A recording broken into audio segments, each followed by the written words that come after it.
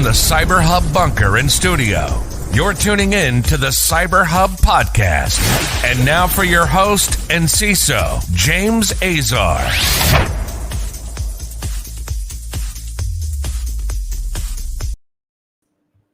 Well, folks, we are live. Good morning. Thanks so much for tuning into this practitioner brief today. James Azar here, your host.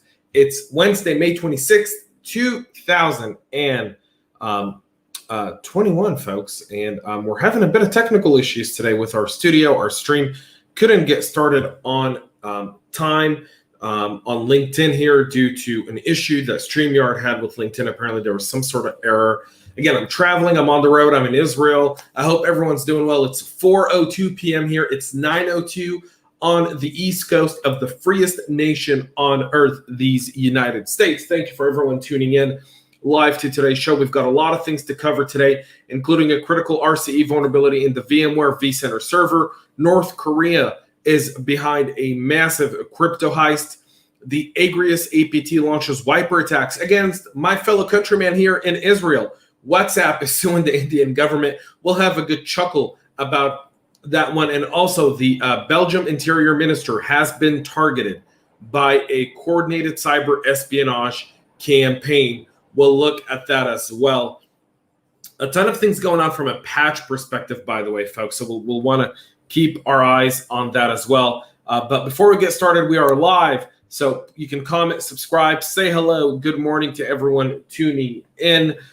We are live on Facebook, LinkedIn, and YouTube. Good morning to everyone there. Thanks so much for tuning in. For everyone listening on your favorite podcast listening platform after the fact, please make sure to subscribe. I do appreciate a lot of the feedback we've been getting on the show. I'm happy to be able to start the morning with a lot of you guys, or the afternoon, or the evening, no matter where you are on this great planet.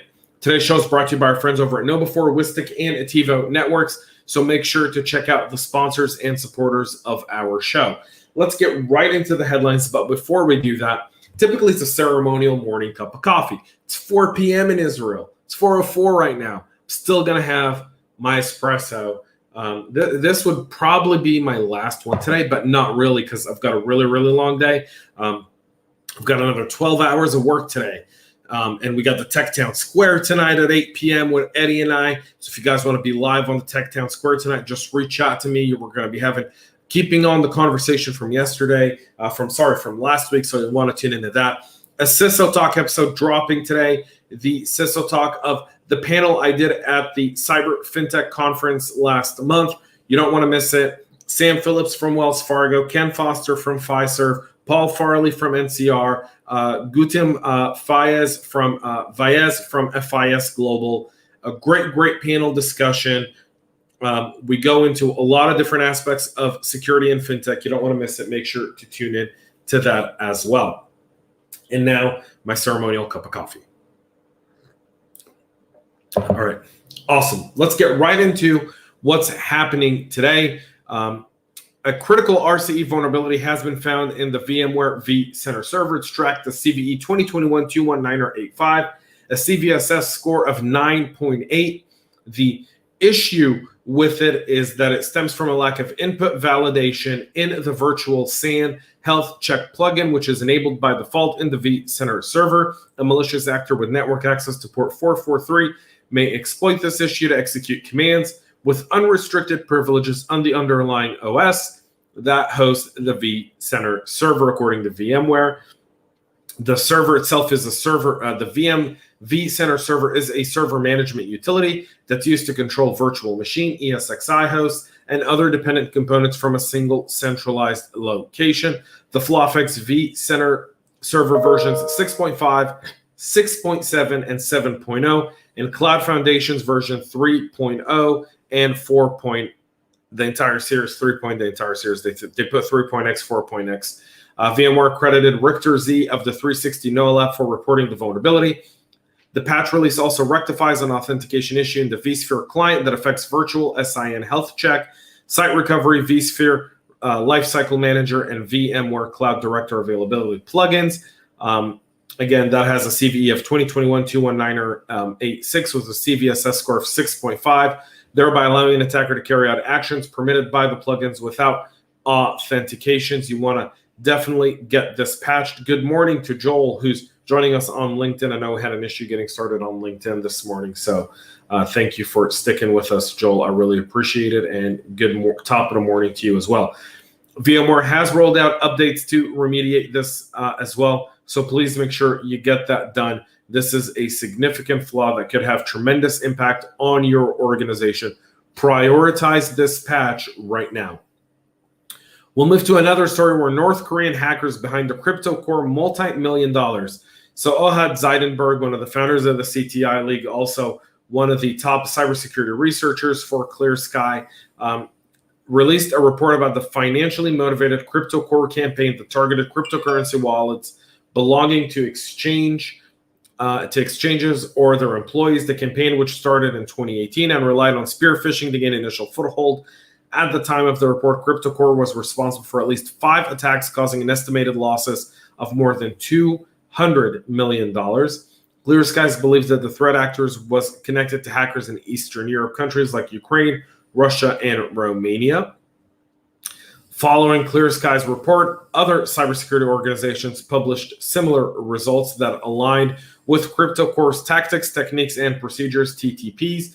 The matching tools and IOCs in the report also all match F-Secure's attribution to the Lazarus group and many others as well. Sorry for all the background noise here today, folks.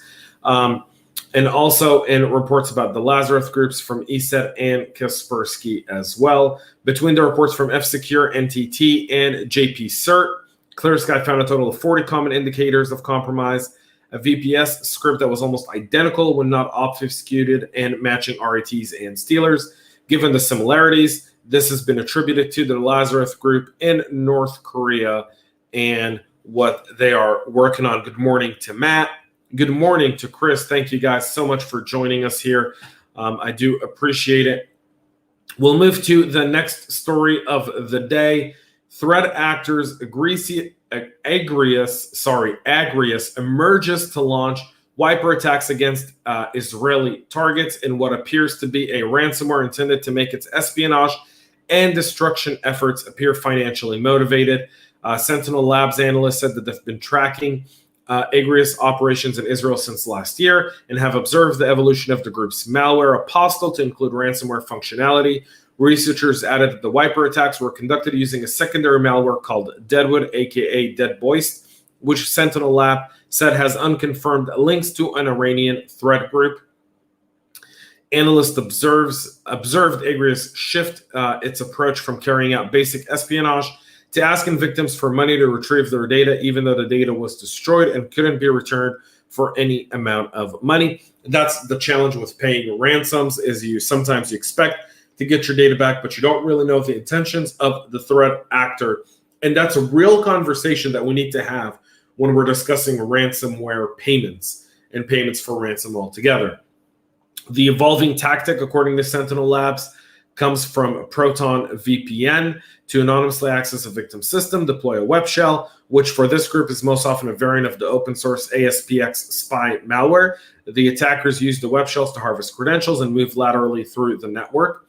When they have successful exploitation, the threat actor uploads the web shell, and then they were observed using different web shells, with which analysts said were largely ASPX spy variants.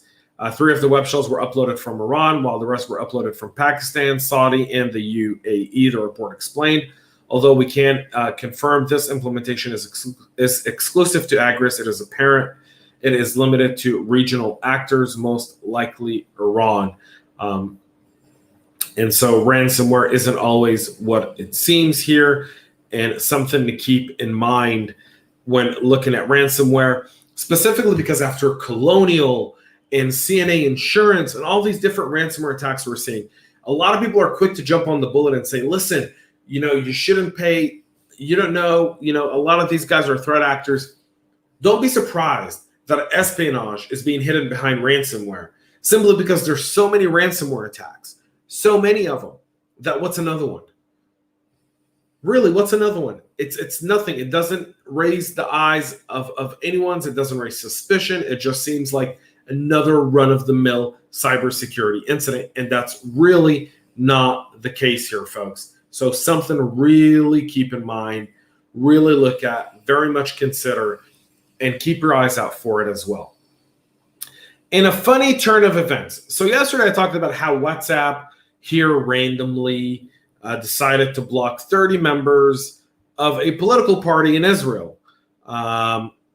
And, you know, Matt talks, I was one, meaning people, you know, arguing for ransomware payments. But let's get to this one. This one's really good, folks.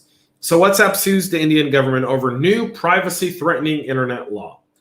India, in case I have a lot of great friends from India. We have a lot of great listeners of the show from India, and I really do enjoy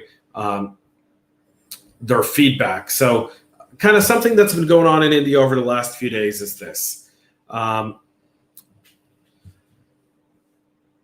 The Indian government's been rumored may block all social media from the country. It's a rumor. I don't know how true it is. I was on a Clubhouse room yesterday listening to some people talk about it. It seems to be that there's a consideration of it, but they're not really going to go through with it. It's more of a threat to get social media companies to stop being so crazy. I think that's part of it. However, here WhatsApp on Wednesday filed a legal salvo against the Indian government to block new regulation that would require the messaging app to trace the first originator of messages shared on the platform, thus effectively breaking encryption protections. According to a WhatsApp spokesperson who shared the news with Hacker News via email, he said, requiring messaging apps to trace chats is the equivalent of asking us to keep a fingerprint of every single message sent on WhatsApp, which would break end-to-end encryption and fundamentally undermine people's right to privacy. We have consistently joined civil society and experts around the world in opposing requirements that would violate the privacy of our users. Ha, ha, ha. Very funny. LOL, LMAO. All opinions are my own on this one, folks, because I'm going to get in trouble with someone. Here's the deal. WhatsApp is so full of it. They're full of it. I know they are, because yesterday here in Israel, they blocked 30 members of a political party that sits in the Israeli parliament, stating that they're misusing their platform. How would you know that if you're not actively monitoring messages? Yeah, right. Here's the deal. India is the largest market for WhatsApp. It is one of their largest markets. They have over 450 million active users. India is really their largest market. They don't have a larger market than India. This would significantly hurt them, would send people to Signal and Telegram and all these other places. And the lawsuit, which they're trying to prevent in India, is nothing more than them trying to stay in business. I feel like India should go through with this. This lawsuit should be thrown out based on merit. There's no violation of privacy there. If it's coming from the government, India has some of the stringentest privacy laws in the world after GDPR. This is a BS move by WhatsApp, essentially knowing that their actions in one part of the world are very different than another. Good morning to Eric Williams joining us, who also says, the commoditization of any malicious code is a perfect pretense for espionage. Indeed. Matt on WhatsApp says, LOL, yeah, right. I mean, WhatsApp is Facebook. Are we really surprised? That's from Joel. No, we're not really surprised. I just hope that they spend hundreds of millions of dollars on this lawsuit only to lose, only to get them even in more trouble with their stakeholders. That's what my personal wish is at this point. This is horrible. Again, all opinions are my own on this one. So let that be known. And finally, the Belgium Interior Ministry has found itself the target of a sophisticated cyber espionage campaign, according to a spokesperson who told public television RTBF on Tuesday. The Federal Public Service Interior Communication Director, Olivier Marinès, insisted, however, that the ministry service were well protected and that the threat actors did not succeed in getting hold of the most sensitive data. Federal prosecutors have launched an investigation to identify the origin of the operation and if any data was accessed and whether a foreign state was involved in the campaign. This is obviously a follow-up to the Belnet massive network attack that happened earlier this month, which was connected to higher education establishments, university research centers, and public administrators, essentially crashing the public internet in Belgium. The meeting in Brussels on Monday expects to bring more tension and awareness towards the cyber activities that are being done against the nation states in the EU, with Russia being top of mind there as well. That's it for our practitioner brief here today, folks. Tomorrow, we wrap it all up in a nice little bow as we end this week. I hope you guys are having a wonderful, magnificent week. Go check out the CISO Talk episode today. It's a great one with Sam Phillips from Wells Fargo, Ken Foster from Fiserv, Gautam Vyas from FIS, and Paul Farley, the Deputy CISO over at NCR. We have an awesome platform, so go check it out. Tonight, 8 p.m., right here on LinkedIn, YouTube, and Facebook, we'll be live with the Tech Town Square. And tonight, you can join us on stage. We'll be giving people links to join us and come and have a discussion right with us. We're urging dialogue. We want to talk about AI. We want to talk about technology. We want to talk about algorithms. So join the conversation tonight if you can, 8 p.m. Eastern. Join me and Eddie. Eric Williams is on Clubhouse. Great, Eric. Thank you so much. I'm glad you're on Clubhouse, man. Make sure to follow me, James Azar. I'll follow you as well. Chris Joseph, thanks as always. Thank you for tuning in, Chris. Safe travels, James. Sounds like a great CISO talk. It is. It's an unbelievable, awesome one. It's a live panel. We take audience questions. We talk about a diversity range of things, from the advancement of technology and fintech, how it's changing the way security is being looked at, to crypto. We talk about managing your teams in time of COVID, and now that things are starting to loosen up, what are some of the tips they're doing? And we talk about burnout. It's a real conversation, and I hope you guys all enjoy it today. So please tune into that. Thank you so much, Eric. Thank you so much to everyone tuning in, folks. A lot more coming tomorrow. Until then, enjoy the rest of your day. Have a successful, magnificent, unbelievable day. And I'll be back with more later today. Until then, folks, stay cyber safe. Cheers.